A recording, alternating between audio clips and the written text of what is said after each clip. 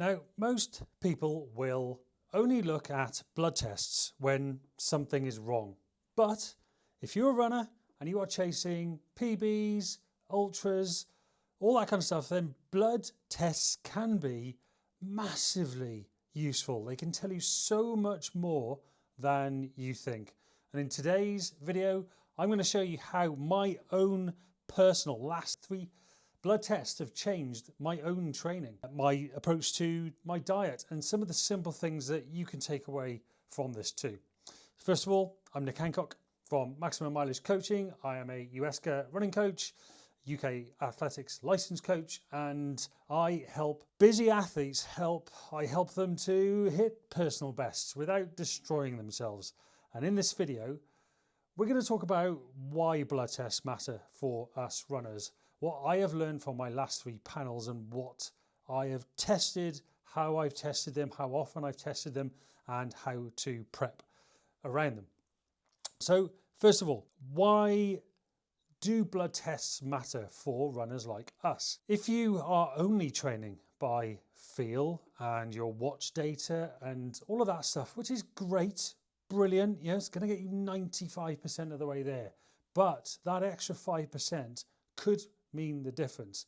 So if you're guessing about what's going on under the engine, then you might be missing out. Bloods can tell you about your fueling system, your hormones, which play a huge part in performance. They can tell you about the wear and tear and inflammation. They are super, super helpful. They can help you catch issues early on, like, and in my own case, iron, B12, what else? Folate, vitamin D, thyroid, lipids, inflammation. There is so much that you can gain from doing your blood panels. They can help you tune performance too. So they can help you to spot where there might be low energy availability, or vis-a-vis you're not eating enough carbohydrates. They can tell you where you might be overreaching. They could be telling you where you're having recovery problems, and they can tell you all of this before the wheels come off. They can help you to measure change, like, did that diet tweak that you made make a difference? Did that phase of training have some sort of physiological effect? Did that body recomposition push actually work, where you were in a calorie deficit for a period of time?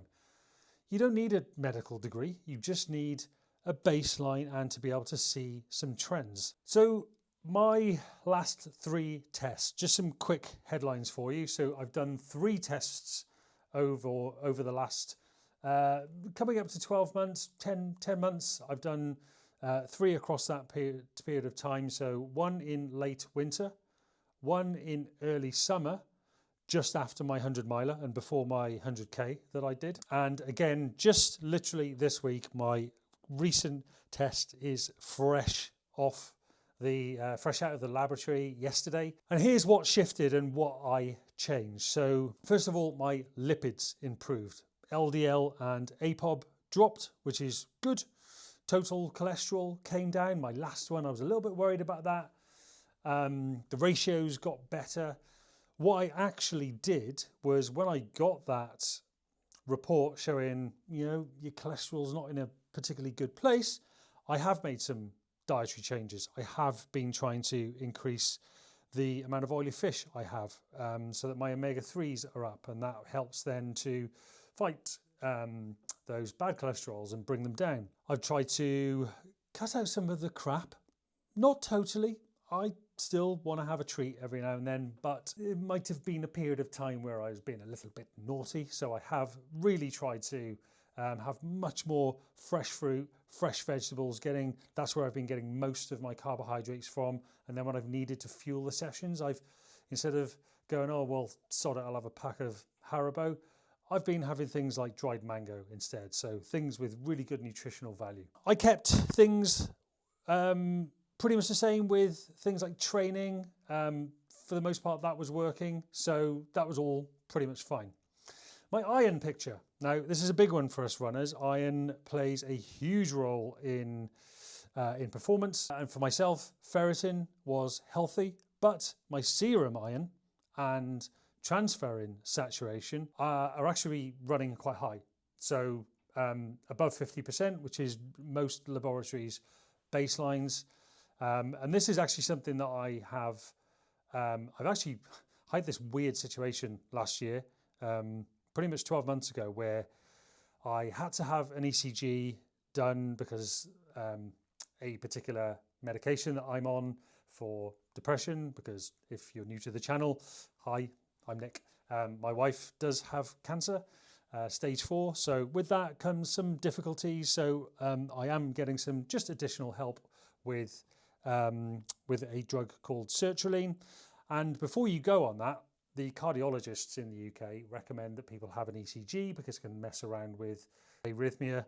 So what my ECG showed was an inverted T wave, I think it is, which is in keeping with thickening of the heart wall. So I had to go through all kinds of cardiology things. I had MRIs, echocardiograms, a fitness test, you name it. The cardiologist was amazing, but he did say to me that he is of the belief, and I hope he's right because he is a cardiologist, that my high transferrin saturation is purely a result of athletic adaptation, as is the thickening of my heart wall. Particularly as athletes, particularly the left ventricle, that is a muscle and it gets bigger when we train. And yes, in my case, it is quite big.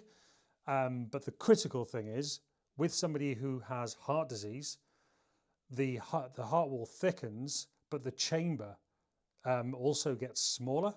Whereas myself, what it showed is, yes, my left ventricular heart wall is thicker, but the chamber is also bigger because I'm pumping more blood around my body because I'm quite fit. So that's why my transferrin saturation runs high. But my serum iron was high as well. I haven't really had that before, and something I did start doing, and this is why bloods are so important. I started taking an iron supplement without any real kind of evidence that I needed it. So a little bit naughty of me there. So I stopped taking that. I've also stopped eating red meat for the most part. I'll have the odd thing every now and then, but I certainly don't have as much beef, particularly these days. So yeah, that's one of the things I have stopped doing. Really, again, move to that food first approach. I have done a video before on all of these supplements that I take. I've cut that right down, really trying to focus more on a food first approach. And I'm planning a clean retest again in a couple of months' time. My hormones, so my total and free testosterone has trended down across the year. And that often tracks energy availability, training load, sleep, life stress, that sort of stuff.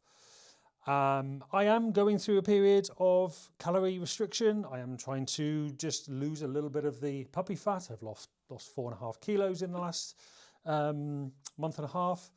So getting to a good place now, and I am actually starting to put my calories back up again. I was down to about 2,800 a day, which puts me in about a 500 calorie deficit, so nothing crazy. That's certainly the top end of the recommendation.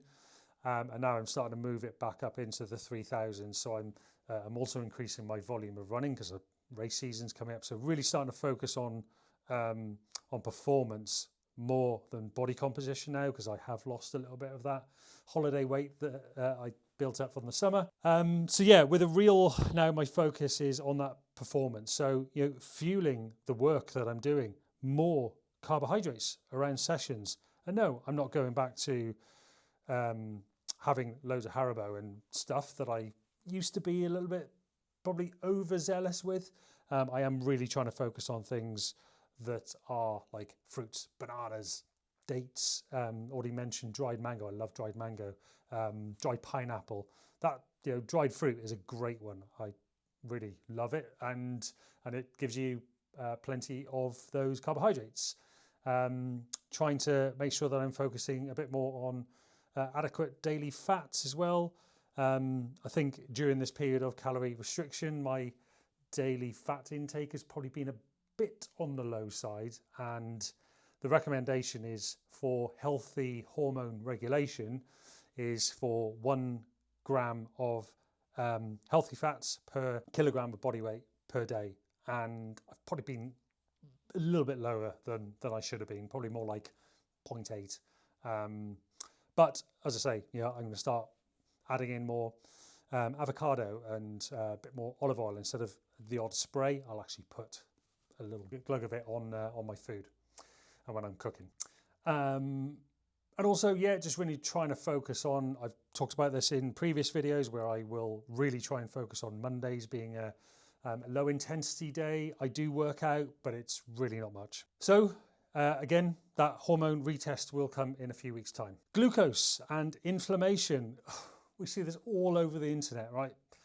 Well, considering how much training I do, considering how many carbs I take, and just to give you an idea, my 3-month glucose trend, so it looks back, it's able to look back at what your glucose has been like, or HbA1c, and that has been steady and actually in an optimal place. And that is for a guy who is hammering the gels. I mean, on my 100 miler, I took 38 gels on that race. 38. Yeah, a lot, I know. And I wouldn't do it if I was sat there watching a movie, but in the context of intra-exercise, intra-competition, that's a very different story. So really happy on that, and I won't be changing anything. So a little liver blip, should we call it? ALT was up in June, but back to normal by December. But if you remember my June test, I did that pretty much in between running a 100 miler and 100k. So I was recovering, and that result is very indicative of that classic training recency effect, which is why that test preparation does matter, because that test was probably a little bit of a spurious one, but all back to normal on that. So this is the whole point. Those bloods have turned hunches into decisions, particularly the iron one. The reason I was taking the iron was because I thought I was just feeling a bit more fatigued than I should have been, and low iron can then lead to fatigue and low energy.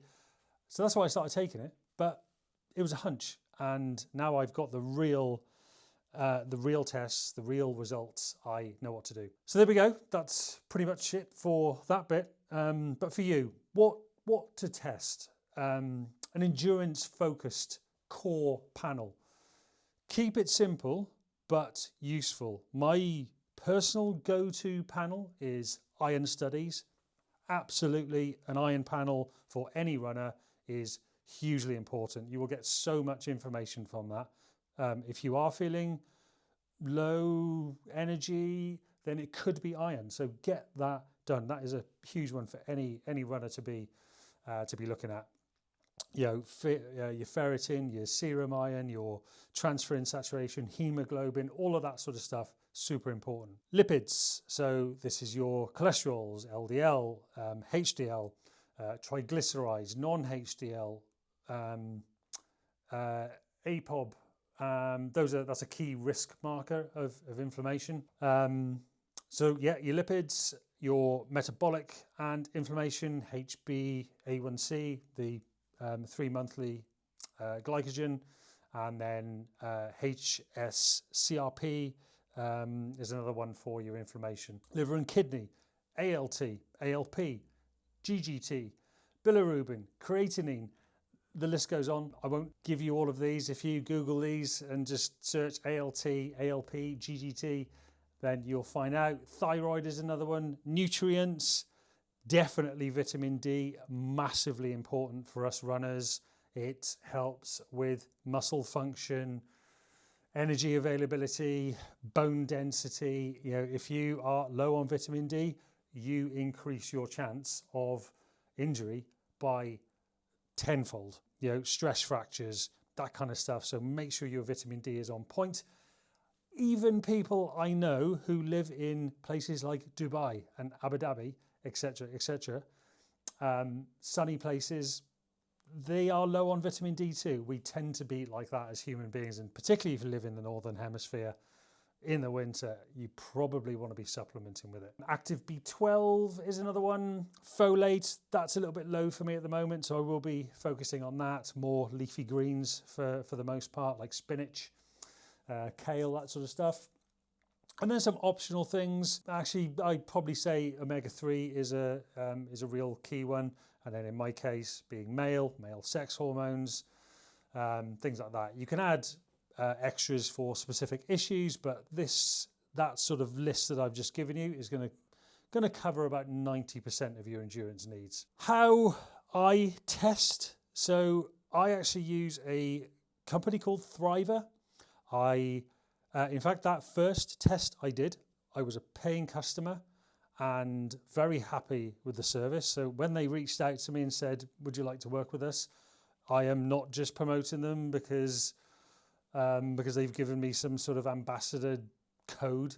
I actually use Thriver for at-home blood draws. They have this really good little thing that you put on your arm and it draws the blood for you. Super easy, super simple. You can order online. The kit comes really quickly in the post, like literally the next day. You do the sample at home, you put it in the post box, and you get the results. I got these results. I posted it on Saturday. It would have arrived with them by Monday, and I got the results yesterday, which at the time of recording was Wednesday. So super quick. If you want to try it with Thriver, I've put a link in the description and a discount code for you. If you're coaching yourself, consider setting a quarterly reminder for it and just make it part of your yearly training. They do have doctors that review your results, and they will tell you if there is something that you should be getting checked out, like they told me with my transfer in saturation to go and get it checked out. I've already spoken to my cardiologist. I emailed him yesterday just to say I'm still getting these results. He's not concerned, but they will tell you to go and see your GP if there's something that you need medical help with. So shout out to Thriver, they are great. Couple of things to be aware of when you do a blood test to make sure, that prep to make sure that your results are actually useful. So don't sabotage your own data. Timing, do a morning draw before, the day starts. Make sure you have water only on the morning of doing it. So basically a fasted draw, but make sure you drink plenty of water. The more water you drink, the better viscosity your blood is going to have to be able to draw it, so you don't cock it up. Training, try not to do it the day after a hard session or a long run. So you need to be giving yourself 24 to 48 hours of an easy period. Otherwise, you do carry additional markers like inflammation markers and things that can skew the results a bit. Supplements, you could probably skip iron and other acute effect supplements for 24 to 48 hours unless you have been prescribed those. So if you are prescribed something by your doctor, don't go and stop. I already mentioned it, hydrate, drink water normally, don't overdo it. That one could kind of give you some weird results as well if you drink too much water, but do make sure you are hydrated. So the simple cadence is, and this is the kind of framework I work to and some of my athletes that I work with, do a baseline off the back of an easy day and then see what your results are like, and then change that one thing that needs potentially changing from the advice that you get. Is it your diet? Is it the volume or the intensity of the training because of inflammation markers? Is it your body composition or supplements? And then do a retest in 8 to 12 weeks. I tend to do every 3 months on an ongoing basis, but after that first one, maybe retest 8 weeks and then move on to 12 weeks. So just to recap on my current action list, just so you can see the process that somebody goes through with bloods. I'm going to keep that nutrition pattern that has improved my lipids. I'm really focusing on much more fruits and vegetables. I was pretty good with it anyway, but really going to town with it now. I have berries every morning.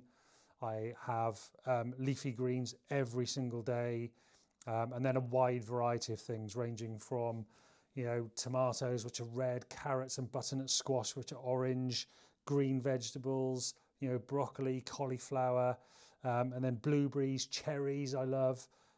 You're really trying to eat the rainbow across the course of the week. I have stopped those iron supplements, and I probably won't go back to taking them unless my next test result says otherwise, but at this stage of proceedings, I don't think it will. I think my iron levels will always be pretty good. I will be doing another hormone retest at some point to just confirm the whole picture with that.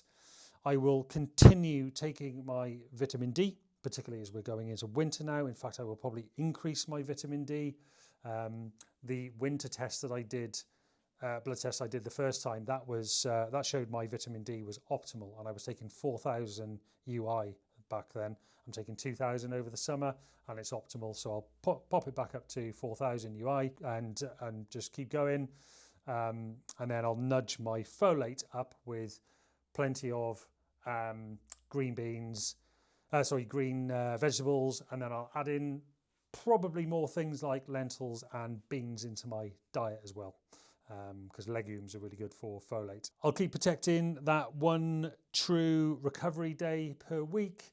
Try not to stack multiple maximum days, because this is how blood informs the training, not the other way around. And as I say, if you want an easy way of doing it, check out Thriver. The kits are brilliant, and there's a link in the description below and a discount code for you to use. And there you go, folks. Blood tests aren't about fearing the feedback. They are about using the feedback. Get that baseline, see what the change is like, retest, adjust. It is, and work with a nutritionist. I work with Steve Winrow from Winrow Performance. I've got a whole raft of nutritionists. If anybody wants a recommendation, they can really help you to dial in things as well. And if you found this helpful, please do hit subscribe and share it with your training partner who still thinks that ferritin is a type of pasta. Until next time.